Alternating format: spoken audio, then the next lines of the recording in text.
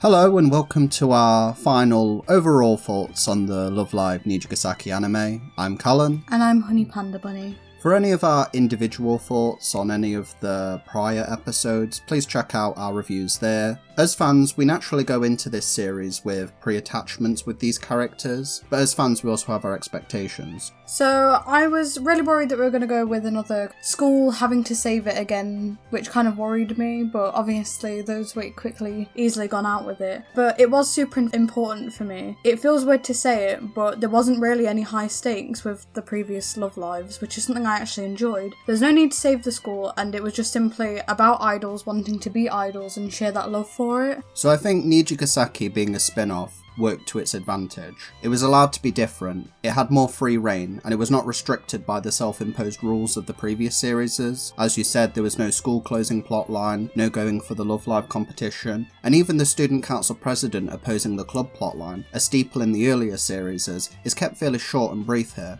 This allowed the series to tap into some new potential storylines, with the focus being on the individual. Yeah, I really appreciated this about the series, and it felt like it was also a celebration for the fans. Something that we could all appreciate because we get to see hard work put into it by people who are fans of school idols, but also hard work put in by the idols as well, therefore the fans also. I dare say it's potentially my favourite Love Live to date, with me appreciating all the girls very deeply and the world and its cast. And something that I also appreciate about it is we also got a lot of homage to what these girls worked towards before we got to the anime. Certain scenes like at the Gundam stairs in Odaiba, and a lot of small portions of it that ended up coming into the major Love Live as well. So compared to the earlier series that relied heavily on an overall plot, rather than attempting to give focus to every character, so sometimes in the previous series this left a couple of characters feeling a little lacking in personality, but Nijigasaki avoids this by devoting much of its runtime to character episodes of the week. Every character gets a chance to shine, and all of the episodes I think do make good use of their time, giving great exploration and depth to each of the girls.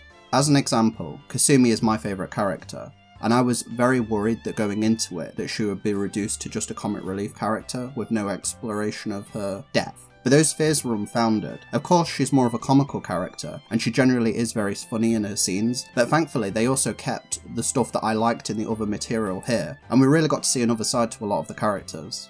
But in the conversation of plot versus character, there are naturally positives and negatives. There isn't really a central narrative in Nijigasaki. The club forms by episode 3, and all the members join by episode 5, which admittedly allows for more group interaction, but at the same time this does still feel a little bit limited. Of course, there is progression in nearly all of the episodes towards the School Idol Festival, however, the idea is only really introduced in the last few episodes, with only breadcrumbs being built towards it in the background. The overall anime is more a collection of personal stories that entwine rather than a continuous narrative. A problem with that style of storytelling is that character growth can feel very static at times and feel a little bit shunted. Characters will often stay in the background until they get their episode, and then when that ends, they tend to return to that role. This is something that I also really enjoyed, but also have my problems with it as well, is that it was super important for each character to get this development, but sometimes I felt that it was cut short. Basically, with each character, when they would have their episode, you were either going to really like what was in that episode, or have to like that, because there was a very much lack of it coming later, and them getting any character later. But I still really enjoyed this, because we got to see a lot more from characters that I never expected. We got to see weaker sides from some characters, like Karen, and we got to see them rely on one another more through these episodes, as well as grow as characters themselves. So the example that I would use for what I'm getting at is Kanata. Kanata has an absolutely amazing episode. It's easily a highlight of the series, and one that showed off the incredible depth of her character. For a lot of people, this episode single-handedly turned around their opinion of Kanata, and I can guarantee that it gave her a lot of new fans. But up until then, she had done very little in the background, other than just be a part of sleep jokes, and then after her episode ends, there isn't any progression with her character after that. She just returns to the status quo. Of course, some characters, such as Kasumi, Karen as you mentioned, Setsuna and Ayumu felt this effect less, being allowed to do more outside of their episodes. But even in the case of Ayumu, someone who had a much larger part of the story, Her storyline is introduced in episode 1, but then it's frozen for the next 8 episodes, only to be resumed again in episode 10, with only scraps of story leading up to it. I think this kind of whiplash didn't help us when we were covering it in the last few episodes with the controversial Yumu storyline. This was actually one of my negatives for the series, which was the Ayumu situation. This drama did feel quite forced for me, and it went on obviously and improved, but I can't help but feel a little marred by the fact it felt so forced at the beginning of it. But other than that, it had a good conclusion from there. But like you were mentioning with the characters getting their own episodes as well, is that sometimes it did feel a bit like a checklist as well, and some characters would have their growth halted. Also made for some characters to be really rushed. For example, Setsuna's felt super rushed here. I'm sure that you mentioned in the episode review that you wished it had almost been a double episode. Yes. So yeah, it does. Some of them feel super rushed. When I was going on from that point earlier where I said, oh, if you get what you get in that episode with that character and then they don't really come back again later. A problem that I also felt with this one was Emma. I felt like, not that she was treated unfairly, but she had to share her episode. But then there's so much to her that we never got to see also. I'd love to have seen her be a bit more homesick and talk about her home life and that kind of thing. If we did get a second season, Emma is a character that I feel I would really love a second episode about, more than the other characters, because as you said, she had to share her episode, and then she didn't really have much of a role outside of her episode. So Emma is a character that me going into the story, I was not as high on her, and it's the same with Shizuku as well. And I will say that a positive is that I did come away from this series appreciating Emma and Shizuku a lot more, thanks to their episodes, but obviously I definitely would like more. It's the same with Shizuku. Shizuku, they do tease a little bit with her senpai at the start, but then again you have to wait until towards the end of the series to finally get her episode. Another issue that I found with that as well is, for example, in Emma's episode it shared it with Karen, and I actually believe that they did this because obviously Karen was so far at the end of the series. You need to give her a little bit so it's not all left till the last portion of it. And I do wonder that, you know, for people that Nijigasaki is their first interaction with Love Live, would they appreciate this anime? If they had a favourite by the end of the first episode, if they'd seen her in the marketing, would they be okay waiting until her episode? If anyone who is listening to this that had Nijigasaki as their first exposure, what was your opinion on the anime? I'm actually really interested to know.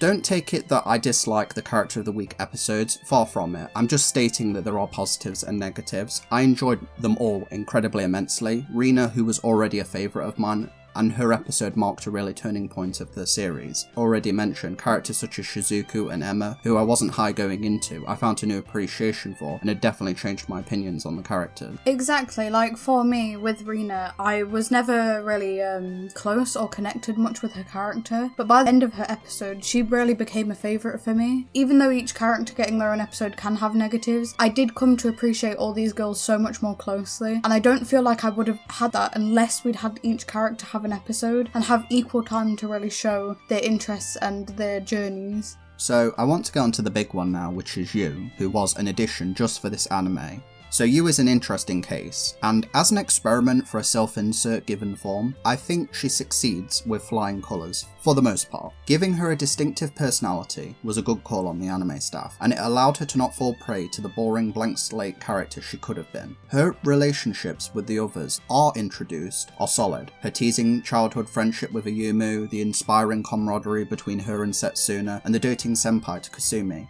The others are a little less defined, and something I would like to see corrected in a following season. Yeah, it was something they easily could have messed up when making her, but she feels perfect but also flawed. She is very strong-willed but can sometimes be a bit too headstrong about it, which is something that was really good, and it really showcases a fan that's on the high end and sometimes forgets everything else that's going on around them, and I think they got that perfectly as a fan. She really does feel earnest in her love for idols but also her relationships with the others, and it was very, very well needed to have someone that is kind of like an outlook outside of being an idol, and it was a nice change for us to have. So one of my early fears with Yu was that she would take up too much focus, being the central figure and fixing the girls' problems, and this came to a head for me in episode 3. To my relief, they seemingly backed off after this. I do think that it went a little too far in the other direction, with Yu feeling like a bystander at times. Similar to Ayumu, her story is only really introduced in chunks before being resolved in the last few episodes. but even then her story takes a backseat to Ayumu's development. Something that would have alleviated this is if Yu had got her own episode, so we had some time dedicated to her own motivations. What we get is very good, and I do like the resolution. I just wish it hadn't been spread so thin and given a bit more time to breathe. I would have liked to see her take more of a direct role in charge of the club, and maybe even have become the club president officially. Something I would have enjoyed as well is them going into a bit more of her interest in music. Yes. It was there, but it didn't feel like it was very open and out in the open until really near the end, which is fine because she does say, oh, I kind of wanted to keep it a secret until I got better at it, which is fine, but also I kind of wish we'd have still seen her interests, like her wearing headphones more or her practicing in the ear like we see in one of her promos. It would have been a really interesting direction to go down. It's a little bit of untapped potential, and I think they intentionally kept her background vague because of her status as a self-insert, but I would have liked them to have explored a bit more. I would have even really liked some flashbacks with her and Ayumu to see what is going on in Yu's headspace, essentially. Yu is a ball of boundless energy, and I hope that the franchise doesn't discard her now that the anime is finished. I think that a lot can be done with this character, and Yano Hinaki gave an absolutely amazing performance as Yu. So many different aspects of the character came thanks to her voice. She really helped sell some of the more emotional scenes and was able to play off the lighter scenes incredibly well. So something that I think is really important and is an elephant in the room, at the beginning of it at least, is the art style. The art style has obviously changed from that regular art style of Love Live and has gone into a more fresher, I want to say almost like light novel-esque art style. It's new and it offered a fresher look to Love Live, but it also allowed them to play with other themes. Also, other designs and places. Every scene felt so beautifully intricate, as did the 3D with this new art style. It seemed to blend so well, and the 3D became so seamless at times. Here we have a benchmark of how I felt Love Live is at its best. Love Live has been in existence now for 10 years, and the 3D at the start and at the end of it, where we are now, the evolution is incredible. It's seemingly seamless now, and I thought that the animation in general did an amazing job, considering its status as a spin-off and on a much smaller budget. Is it the most cleanest anime production? No, there are a couple of rough edges, but at times the animators really got to flex with what they could. A highlight for me being Setsuna's performance of Chase in the first episode. But even stuff that I wasn't high on, such as the Ayumu and Yu confession scene, was incredibly well directed and acted. And there's an intention to detail that should be commended. You don't see this in every anime, and I would really love to see what this anime staff can do with more time and an increased budget. I really did find myself through scene to scene going like, oh gosh, that's so beautiful. Oh, that would be like an amazing screensaver, or oh, I really think this has been well directed. And a lot of those have to come into the stages for me. I do think that some of them are really beautiful and intricate with how they're created. For example, the Ayumu stage is really, really pretty for me. I think they spent a lot of time of thinking about what they could do in that first episode and really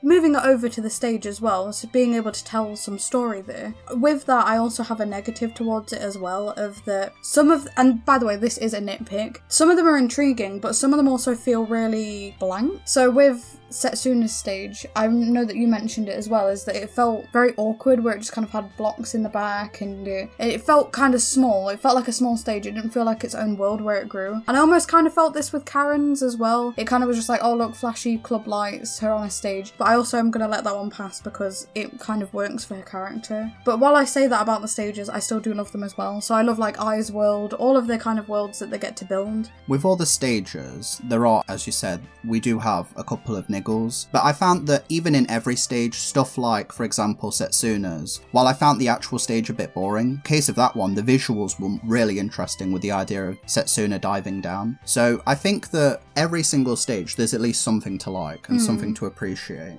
This is probably, for a series, the most amount of songs we've ever got. Usually it's maybe 5 or 6 new ones, an ED and an OP. But here we essentially got 11 songs in the anime, and then obviously an OP and an ED. So with that amount of songs, we had an incredibly broad range of distinctive styles and genres. So no matter the preference, there was something there for everyone. And it also helped if they got a new song that potentially became your new favourite for that character as well. I think this is also something that lends into the art style as well, is it's when you're first watching it, it's not just about the song, it's about everything. It's about seeing the character's growth in the song. Some of them talk about their growth while they're singing, and it's something beautiful, and we really get to, a lot of their voices really do get to shine here, and I think that having that art on top of it is like the bow on top of the present, if that makes sense. And as an example I'll use is, when I reviewed episode 2, I was a little negative on the visuals of popping up for Kasumi, but I will say that the actual visuals, not that it's just sweet, it's actually really gorgeous. It's really bright, colourful, it completely articulates who Kasumi is as a character, and it's actually really well animated. Just because I have some slight issues doesn't mean that it doesn't take away from the visual that they created. Exactly, yeah, you still get something that you love. Like, I look back and I still love all of the stages. I tend to look back and I go, oh, I actually really appreciate Ayumu's the most, maybe out of all of them. I really do think that there's such a beauty behind all of these songs as well as the visuals as well. And it sounds strange to say that, but you can really tell that a lot of work went in there, especially with them picking, for example, certain directors or producers for different songs. And it really made that character shine. The fact that they allowed that to happen really made some songs pop for those characters. And I would say that all of the songs are all solid. Even if they didn't necessarily become my favourite for that specific girl, I thought that it was at least a worthwhile addition to their catalogue of songs. And in the case of Ayumu and Rina,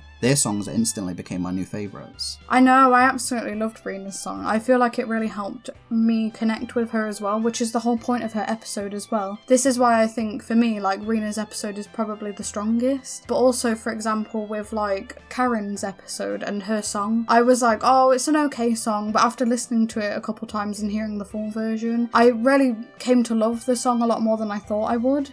So something that was a really big positive for me was the relationships between the girls and within the series. It really felt like all the girls were good friends and had this unique small friendships within it as well, but they still felt like a team that could all support each other. I really felt this in episodes like Rina's and Karen's, where they all come together and kind of hype the other one up, but you also see it in the background as well. With Emma, where she's getting hyped up for like a moment when she's having the photo shoot, they all go, oh, you're so pretty, you're so cute. So you really get this growth between all of them. In the earlier Love Live series, the first series would spend most of its runtime assembling the cast, getting them all to join the group. But with the club joining very quickly, we got more chance for them to intermingle and interact. For the most part, I was really happy with it. Stuff like Kazumi and Shizuku's relationship was incredibly well defined. The same with Karen and Emma's, Rina's and Ai's. And I will say that they had their set pairings, you could say. I would definitely like to see more interaction. I did feel at times that some characters I felt didn't talk to others.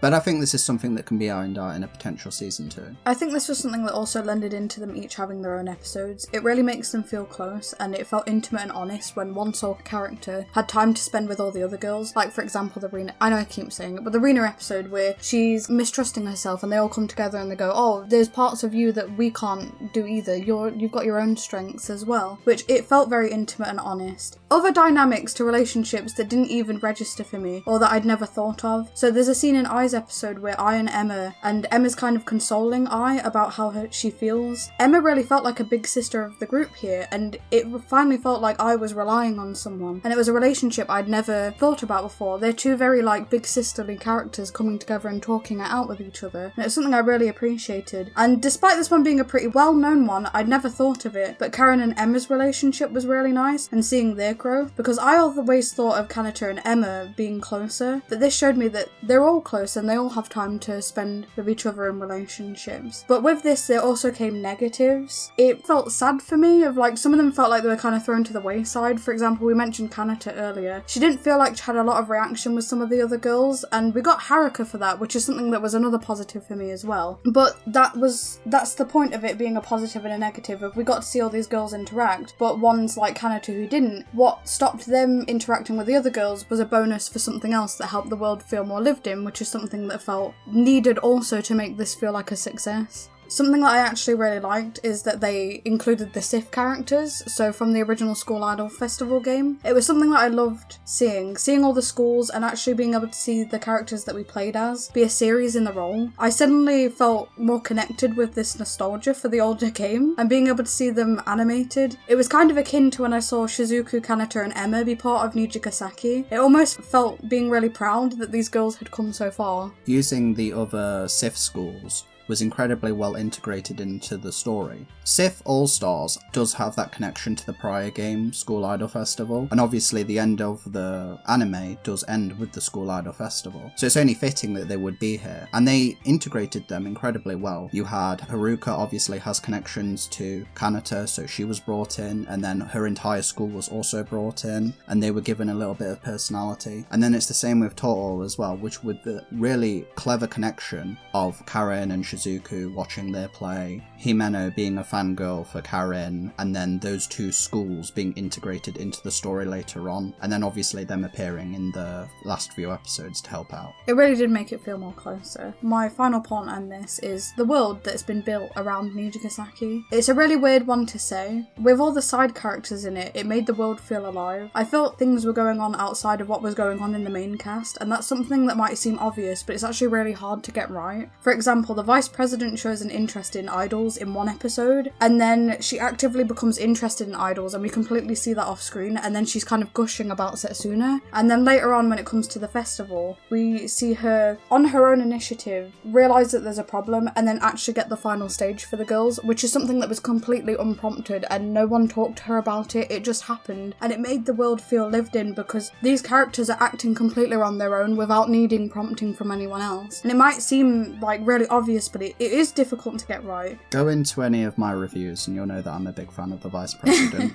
I think this is the strength of the series, is they've actually created some cast members that I would like to see be incorporated into the game now. The Vice President was an incredibly interesting character, and if we do get a season 2, I'm interested to know what role she would play with Shioriko in the Setsuna Student Council Presidency versus arc. I also think it's incredibly important, the world as well, because if you consider the characters in it, while the girls did put in an immense amount of effort, they'd never have gotten to where they got at the end of it unless they'd been able to inspire everyone else. If the rest of the cast hadn't been there, the side characters, how they all have their own little units like the cooking club / baking club, the audio visual, the fashion department, the vice president, all of these characters and the main girls make everything possible at the end. So I think it's really important to kind of appreciate all of them, for me at least. For a final thought here, I wanted to go into a highlight for the series for me, and that would be Rina's episode. I know I've already mentioned it, but I feel like it's such an important episode because it was something that made me really connect with her, and with that being a lot of the girls' main goals / Rina's goal, it was incredible that it managed to work for me and work so well. I also felt her anxiety came off really realistic, and I felt myself feeling super close to her because of that. I also thought it was really nice that we finally got a realistic showcase that can get in the way for some people when it comes to stepping out and being able to open up about things. I actually want to say a highlight of an episode that, when I reviewed it, I was more negative than I was expecting, which was episode 2, which was the Kasumi episode. And actually going back and rewatching it, I actually found that's an incredibly good episode that I would like to become the template going forward, because yes, that is Kasumi's episode and she gets some incredibly good storytelling there. There's lots of stuff happening in the background of that episode that I really like, stuff like Ayumi's continuous development from episode 1, her nervousness, you getting excited with the idea of forming the School Idol Club, you had the Nana Setsuna stuff in the background, you had Karin assisting with Ayumu in the background as well, and we just got little sprinkles of stories such as Shizuku and Kasumi. So in hindsight, I actually think that episode was really, really good just for all the stuff it was doing in the background, alongside the fact that it was a Kasumi episode. I think another highlight for me as well is, as a fan, I really enjoyed being able to see all of the callbacks to previous stuff that we've seen. We got to see their UR cards, we got to see their SR cards, we got to see, for example with Shizuku, we got to see some of her cards from the original Sif game. We got to see, I suppose, characters like Sasuke and Kasumi Jr. and other things like that, little throwbacks to stuff that you might not have seen that are a reference that was just really nice to be able to see it and be like, oh, that's cute. So overall, for me, Nijigasaki was a resounding success. I really enjoyed watching it. I have a few issues with it, but as I've mentioned, that they don't detract from my overall enjoyment of the series. I don't necessarily know if it's my favourite season of Love Live, but it's definitely something that I appreciate, and I will most likely be rewatching again at some point. I really enjoyed this anime. As much as I said a lot of negatives, I find it really hard to be negative about it, because the negatives are so outshone by what I enjoyed and loved in this series. I'm really anxiously hoping that we get a second season, and I would like to see more from it, subunit hinting. I see a couple more unexpected interactions like Rina and Karin. They seem like a really interesting duo that could go together, and I'd also like to see them interacting with a lot more people outside of those groups as well. And I'd like to see the other groups performing in the School Idol Festival, though I know that one's probably not going to happen. But overall, I really enjoyed this series, and I'm really glad that I've got to go on this journey and experience it with them as well. Thank you very much for listening to our overall review of the Love Live Nijigasaki anime. For anyone that joined us on this journey as we covered this series over the past 13 weeks or so, for really supporting us through this, but also being able to watch with other people. It felt really, really nice to be able to share those experiences with everyone. Until next time. Until next time. Goodbye. Bye bye.